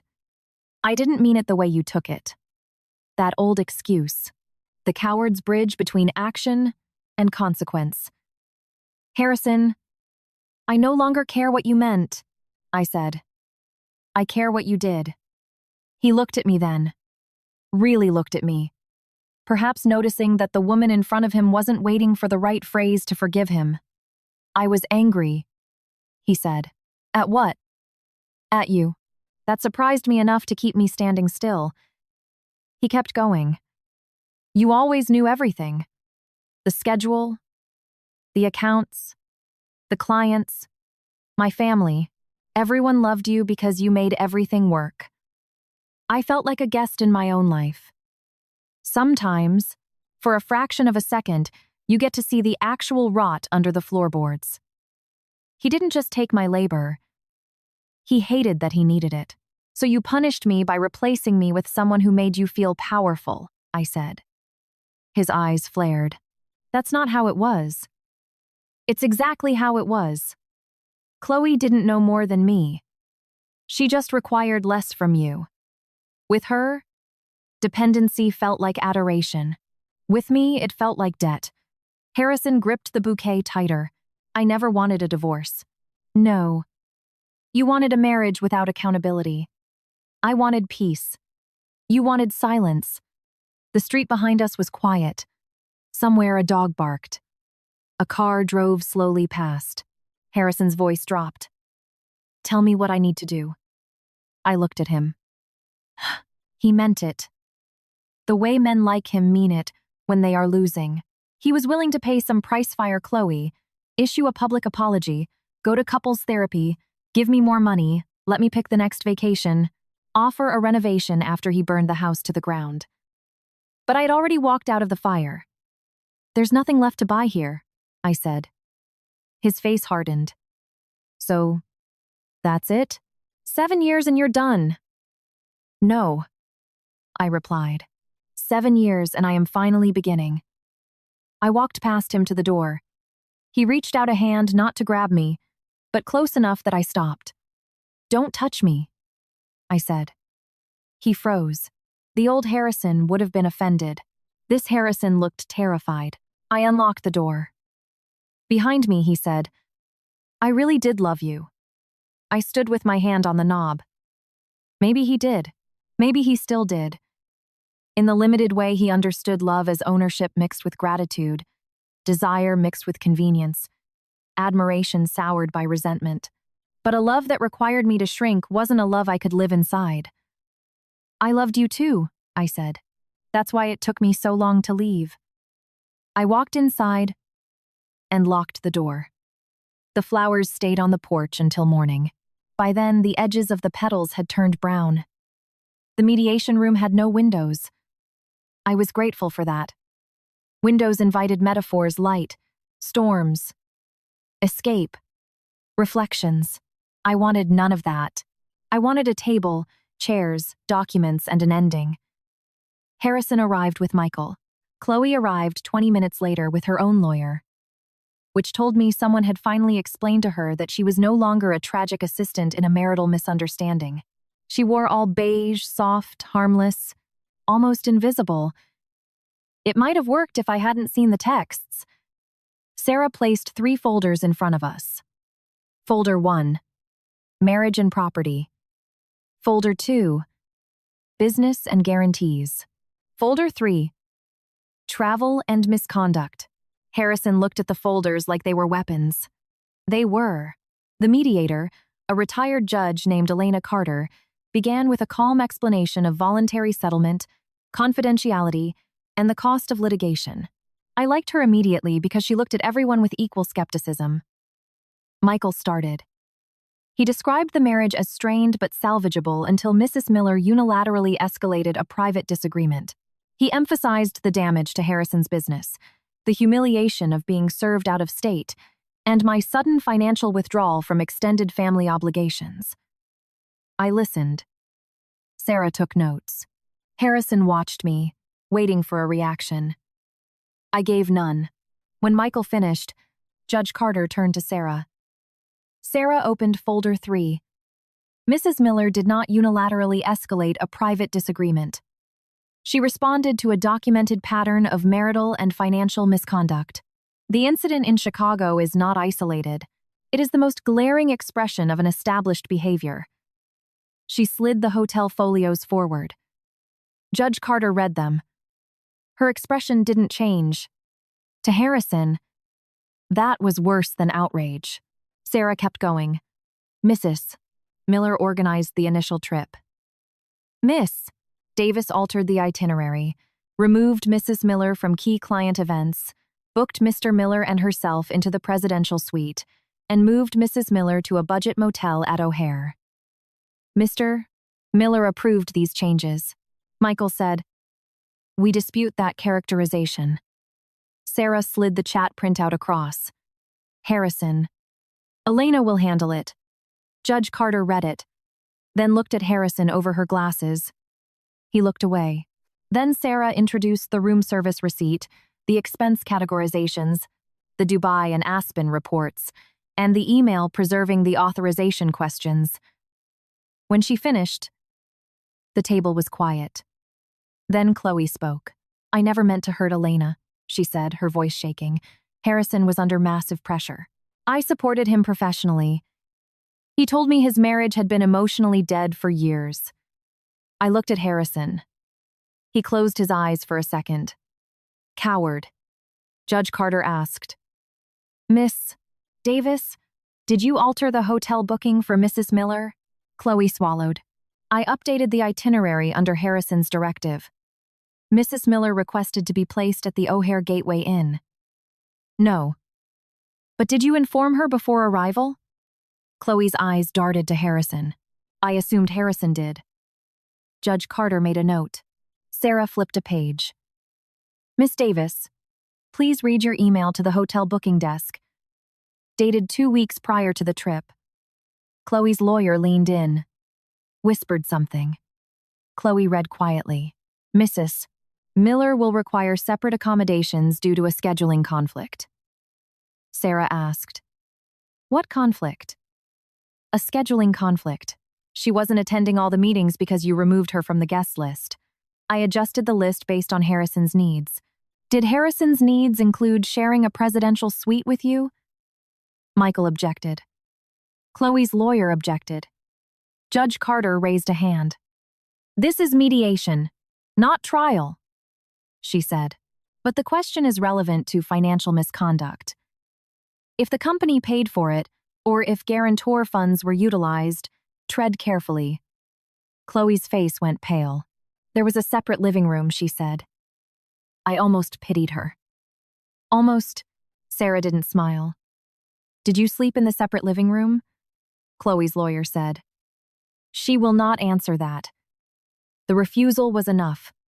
Harrison ran a hand over his face. The temperature in the room shifted. For weeks, Harrison had tried to keep this story in a fog. Sick assistant, emotional wife, bad optics. Sarah had pulled the floor out from under them. Now, everyone in the room saw exactly where they stood. Judge Carter turned to Harrison. "Mr. Miller, regardless of disputed personal conduct, it is apparent that Mrs. Miller's personal assets and authority as a guarantor were materially implicated in the Chicago arrangements and the ongoing summit deal. On what basis do you argue she should continue to support that deal?" Harrison sat up straight. "Because pulling the guarantee right now damages the company. And Elena knows it. That does not answer the legal basis. I am her husband." The room went dead silent. Even Michael turned his head slightly. Judge Carter's eyebrows went up.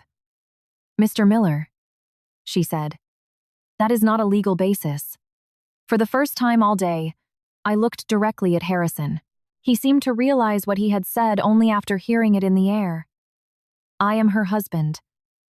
As if that was supposed to be a skeleton key to my signature. As if marriage was a password. Sarah closed the third folder and opened the second. "The guarantee is revocable. Mrs. Miller revoked it.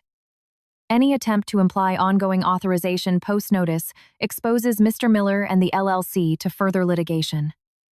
Michael leaned into Harrison and whispered urgently. Harrison stared at the table. Then came folder 1. The house, the accounts, the family transfers, the personal property. Harrison objected to the house terms. Sarah pulled out the LLC docs. Harrison objected to the transfer spreadsheet. Sarah pulled out the bank statements. Harrison objected to the inclusion of certain Chloe-related expenses in the marital accounting. Sarah pulled out the receipts. Every objection met a piece of paper. Every piece of paper took something from him. Not money, primarily. A narrative. By the end of the first session, the proposed settlement looked far closer to my initial terms than Harrison's. He would take his items under supervision. He would reimburse or offset certain non-business expenses related to Chloe. He would make no claim to my personal trust. The house would remain mine, subject to standard marital accounting adjustments which were already limited by the LLC structure. The company would formally acknowledge the revocation of my guarantee and negotiate a buyout of my equity separately. Financial support to his family from my personal funds was permanently terminated. Harrison sat frozen while the mediator summarized. Chloe had left before the final hour began, eyes red, escorted by her lawyer. When the door clicked shut behind her, Harrison looked at me. "Are you happy?" he asked. The bitterness in his voice might have intimidated me a few months ago. Now it just sounded small. "No," I said. "I'll be happy when this is signed." Judge Carter looked between us and said, "Let's move forward then."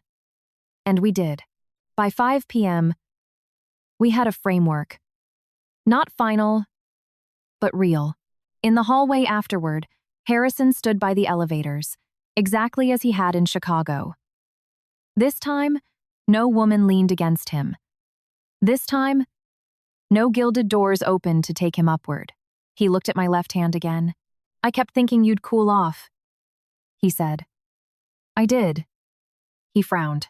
I stepped closer, just enough so he could hear me and no one else could. "That's exactly why I'm still leaving." His face changed. Heat can burn out. Cold can preserve a decision forever. The corporate review happened on a Thursday. I attended via Zoom from Sarah's office.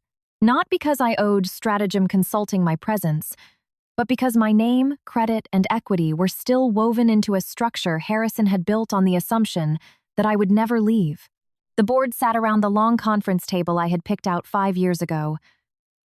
I remembered the day it was delivered.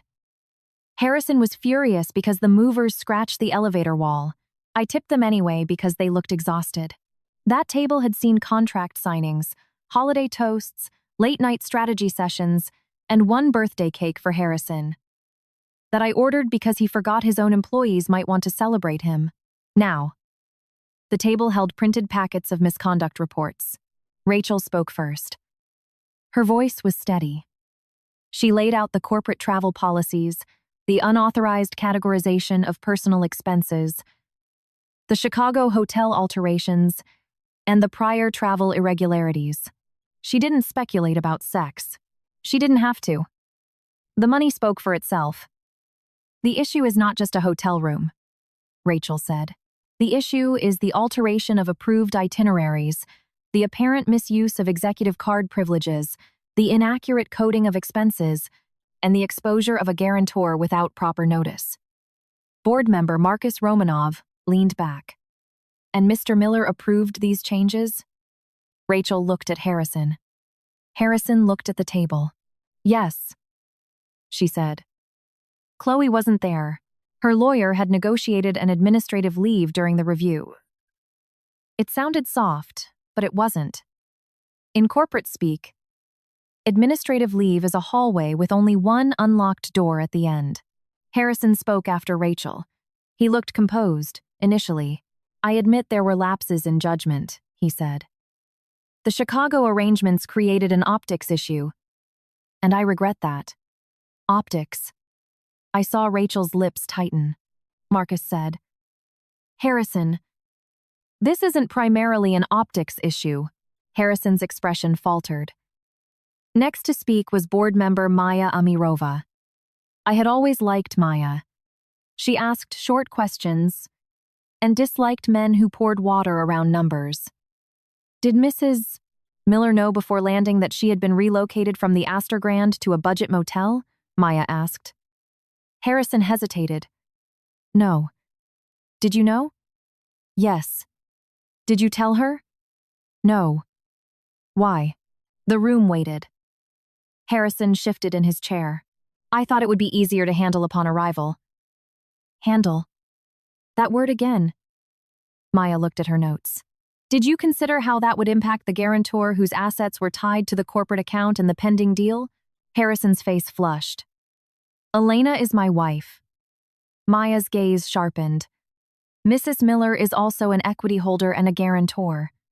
The fact that you continue to blur those roles is part of the problem." I sat very still.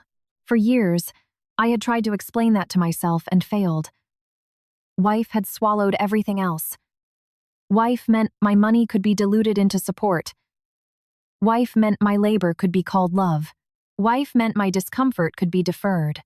Wife meant Harrison could stand in a Chicago lobby and believe my humiliation was a domestic inconvenience, not a business risk. Maya had said it in one sentence. The board debated consequences. The termination of Chloe. The temporary suspension of Harrison's sole signing authority for expenses. The establishment of a governance committee. Disclosures to Summit Energy. The negotiation of my equity buyout, Harrison argued quietly. He was too smart to yell. He spoke about continuity, about client trust, about proportionality. He admitted personal faults while resisting structural consequences. But the air in the room had shifted. People who once saw his confidence as leadership now heard it as evasion. At one point, Marcus asked, "Harrison, did you tell Summit Energy that Elena remained committed to the signing after you received notice of her revocation?" Harrison didn't answer fast enough. Rachel looked down. Maya closed her folder. That was the moment I knew the company would survive Harrison by reducing him. The meeting lasted 3 hours.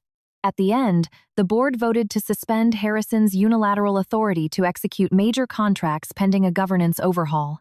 Chloe was terminated for policy violations regarding travel manipulation and miscategorized expenses. My guarantee revocation was formally acknowledged. My equity was to be valued by an independent firm. Harrison didn't look at the camera when the decision was read. I felt almost sad. Not for his losses, but for the man he could have been if admiration hadn't meant more to him than integrity. After the meeting, he called me. I let it go to voicemail. Then another. Then a text. "Harrison, please. Just one conversation without lawyers." I stared at it for a long time. Then I called Sarah. "Can I meet him once?" I asked. "You can. You shouldn't do it in private. I would suggest a public place. Daytime. Drop a pin. Keep a recorder running. Negotiate nothing. Promise nothing. Comfort nothing. The fact that you ask that says a lot about you. It says I'm human." I picked a coffee shop in Tribeca, neutral, bright, loud. Harrison was there before me. He stood when I approached. For one painful second, I remembered our early dates. Harrison waiting at a table, smiling when he saw me, looking as if the room became better because I walked into it. This time he looked hollowed out. No jacket, a dark sweater, shadows under his eyes. "Thank you for coming," he said. I sat down. "I'm not here to negotiate." "I know." He pushed a cup toward me. Earl Grey. No sugar. I didn't touch it. He noticed. "I remember some things," he said. "Not enough." He looked down for a minute. Neither of us spoke. Then he said, "Chloe is gone." I heard. It wasn't worth it. I almost closed my eyes. Of all the apologies he could have offered, he chose accounting. "It wasn't worth losing you," he corrected quickly. "But you had to lose me to calculate that." His lips pressed together. "I know I failed you," he said. The words sounded rehearsed, but not fake. Maybe his therapist suggested them. Maybe grief did. Either way, I let them hang in the air. He continued. "I told myself you were strong, that you didn't need the same things other people needed. Chloe needed constant validation. You never did. I needed respect." "I know. You knew then," he swallowed. Yes. It was the closest to the truth he had ever come. I looked out the window at the people walking through the cold afternoon sun. A woman laughing on her phone. A man carrying flowers, yellow, bright, casual. Life was rudely continuing. Harrison leaned forward. "I hated feeling dependent on you. I know that now. You were better at the parts of my life I was supposed to be good at. It made me feel small." His eyes were shining, though tears didn't fall. "I guess I am." There it was. No excuses, no Chloe, no air sickness. Just the ugly center of it all. I breathed through the ache of it. An honest confession doesn't rebuild a burned house. It just confirms there was a fire. "I'm sorry," he said. I believed he was. It didn't change my answer. "Thank you for saying that." Hope flickered across his face like light under a door. I shut it gently. I still want a divorce. His expression crumpled before he caught himself. Elena. No. We can try counseling. We can just separate for a while. We are separated. You can give me a chance to be better. I looked at him then. At the man I had loved with my whole young adult heart. At the man who mistook my devotion for a guarantee that I would never leave. You can be better, I said. But not as my husband. For a moment, he covered his mouth with his hand. I saw that boyish vulnerability that had won me over once. I stood up before it could do it again. Elena, he whispered. I picked up my coat. I hope you become someone you can live with, I said. I intend to do the same. I left the tea untouched. Outside, the air was sharp and clean. I walked 2 blocks before my hands stopped shaking. The divorce was finalized on a Tuesday morning in April. No thunder, no dramatic rain, no crowded courtroom of relatives. Just a judge, 2 lawyers, signatures, and the quiet click of a door that had been closing for months. Harrison sat a few feet away from me. He wore gray. I wore green. Not the emerald dress he wanted me to wear in Chicago. That dress hung in the back of my closet, kept in a garment bag like an artifact from a life that tried to turn me into a prop. This green was softer. My own. The judge read the settlement. The Scarsdale house remained mine. Harrison received his personal property and a structured payout for limited marital interests per the accounting. My personal trust remained separate. My equity in Stratagem Consulting was being bought out over time per an independent valuation. My guarantees remained revoked. Harrison absorbed liability for specific non-business expenses. Neither party would publicly disparage the other. The marriage was dissolved. Dissolved. What a strange word. As if a marriage is just sugar in hot water. As if it doesn't leave a residue. When it was over, Harrison turned to me in the courthouse hallway.